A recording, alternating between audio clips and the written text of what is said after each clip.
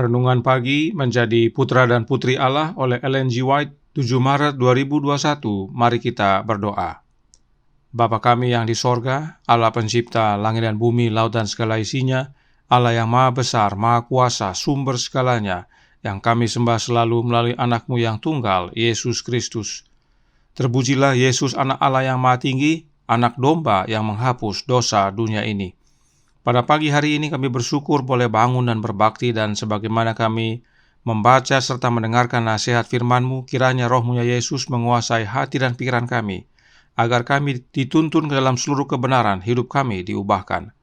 Beserta kami sepanjang perbaktian ini, kehendak-Mu yang jadi, ampun kami akan dosa dan salah, karena kami berdoa hanya dalam nama anak Allah yang tunggal, Yesus Kristus, yang adalah Tuhan dan Juru Selamat kami. Amin. Renungan hari ini akan dibacakan oleh Saudara Hasudungan Sidaputar. Silakan Saudara Sudung. Selamat pagi.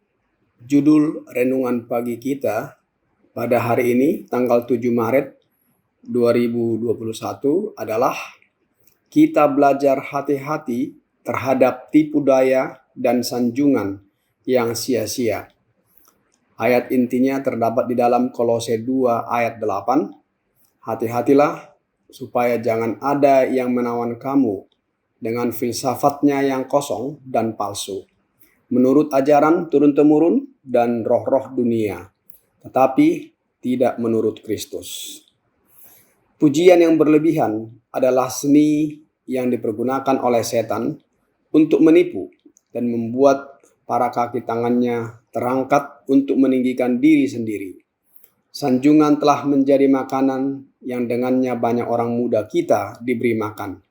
Dan orang-orang yang mendapatkan pujian dan sanjungan sudah menganggap bahwa dirinya telah melakukan yang benar, tetapi mereka sebenarnya telah melakukan hal yang salah. Pujian, sanjungan, dan pemanjaan telah banyak menuntun jiwa-jiwa yang berharga kepada jalan yang salah. Lebih daripada seni lain yang digunakan oleh setan untuk menipu.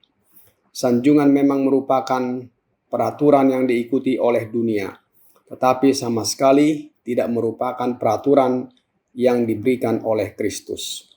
Melalui sanjungan, manusia-manusia yang rapuh dan tidak berpendirian akan menyangka bahwa dirinya adalah orang yang mampu dan benar, kemudian membesarkan diri dalam pikirannya. Mereka ini menjadi tercemar dengan pendapat bahwa mereka memiliki kemampuan melebihi yang sebenarnya, dan kerohanian mereka menjadi tidak seimbang.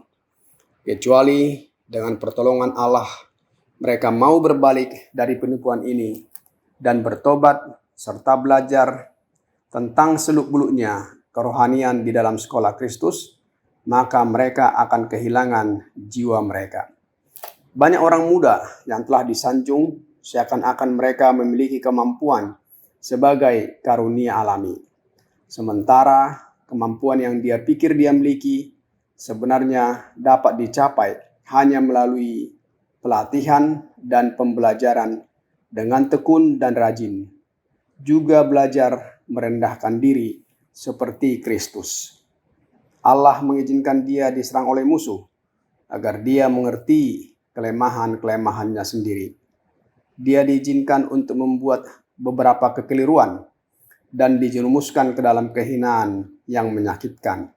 Tetapi kalau dia menggeliat di bawah rasa kelemahannya sendiri, maka dia tidak perlu diadili dengan keras. Inilah waktunya di mana dia sangat membutuhkan seorang sahabat yang mau menolongnya dengan sabar dan setia terhadap kesalahannya. Janganlah dia diangkat lagi dengan pujian dan sanjungan. Adalah lebih baik kalau dia dibawa ke anak tangga yang paling bawah, meletakkan kakinya di anak tangga tersebut dan menyuruhnya menaiki anak-anak tangga yang lain. Dengan nasihat-nasihat yang bijaksana, maka kekalahannya akan diubahkan menjadi kemenangan. Demikian bacaan renungan pagi kita. Terima kasih. Terima kasih atas penata layanan Saudara Sudung. Tuhan Yesus memberkati. Selamat pagi, saudaraku dalam Tuhan. Sanjungan atau flattery dalam bahasa Inggris sesuai kamus Webster artinya pujian yang tidak tulus atau berlebihan. Sementara dalam kamus besar bahasa Indonesia, sanjungan artinya kata-kata pujian untuk membangkitkan rasa senang, mempersenangkan hati. Apapun definisinya, sanjungan dan atau flattery adalah pekerjaan setan. Roh Nubuat menyatakan dalam Christ Object Lesson halaman 161 paragraf 2. Kita perlu menghindari segala sesuatu yang akan mendorong kesombongan dan kemandirian. Oleh karena itu, kita harus berhati-hati dalam memberi atau menerima sanjungan atau pujian. Adalah pekerjaan setan untuk menyanjung. Dia berurusan dengan sanjungan serta dalam tuduhan dan kecaman. Jadi, dia berusaha untuk mengerjakan kehancuran jiwa. Mereka yang memuji manusia digunakan oleh setan sebagai agennya. Biarlah para pekerja bagi Kristus menjauhkan setiap kata pujian dari diri mereka sendiri. Biarlah diri Anda tidak terlihat, hanya Kristus yang harus dimuliakan. Adalah pekerjaan setan untuk menyanjung atau memuji-muji. Hati-hati jika kita suka memuji-muji manusia atau kita dipuji-puji oleh manusia. Kita digunakan oleh setan sebagai agennya. Bukan diri kita yang utama, tetapi Yesus yang terutama. Yesuslah yang kita muliakan. Itu sebabnya Yohanes Pembaptis berkata tentang Yesus, "Ia harus makin besar, tetapi aku harus makin kecil." Yohanes 3 ayat 30. Yohanes akui bahwa bukan dirinya yang utama, tetapi Yesus. Meski dia pembuka jalan, tetapi tetap yang utama adalah Anak Allah. Namun tidak demikian dengan setan. Confrontation halaman 48 paragraf 2 menyatakan, setan mencoba menipu Kristus melalui sanjungan. Menyanjung dan menipu berjalan bersama-sama. Tidak heran kamus Webster menjelaskan tentang menyanjung adalah pujian yang tidak tulus, artinya menipu dan berlebihan. Setan mencoba menjatuhkan Yesus dengan sanjungan, tapi tidak berhasil. Kemudian Counsels to Parents, Teachers, and Students halaman 340 paragraf 2 melanjutkan, pembicaraan umum yang murahan, kata-kata sanjungan, kelucuan yang bodoh, yang diucapkan untuk menciptakan tawa adalah barang dagangan setan, dan semua yang menikmati pembicaraan ini memperdagangkan barang-barangnya. Apa yang Roh Nubuat nyatakan dalam kutipan ini umumnya sudah kita lakukan. Kita suka omong kosong, kita suka menyanjung-menyanjung orang, kita suka bercanda-bercanda supaya menciptakan tawa dan sebagainya. Artinya, kita jadi penjual barang dagangan setan. Apa yang dijelaskan dalam kutipan ini bukanlah bahasa Kanaan, sebagaimana yang kita pelajari kemarin. Dan jika bukan bahasa Kanaan, kita seharusnya tinggalkan, jika kita rindu untuk masuk negeri perjanjian. Karenanya, dalam Fundamentals of Christian Education halaman 304 paragraf 1, Nya White menasihatkan, jangan menerima sanjungan, bahkan dalam kehidupan keagamaan Anda. Sanjungan adalah seni di mana setan menunggu untuk menipu dan membumbui agen manusia dengan pikiran tinggi tentang dirinya sendiri.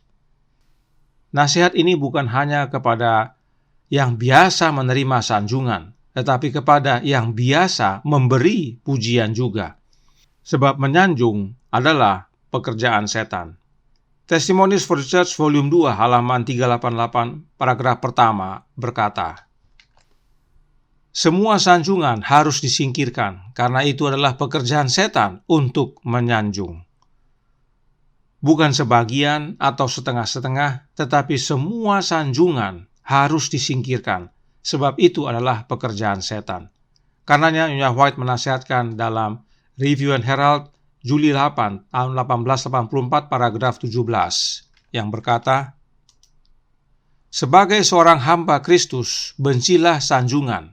Hindarilah seperti yang Anda lakukan pada ular berbisa.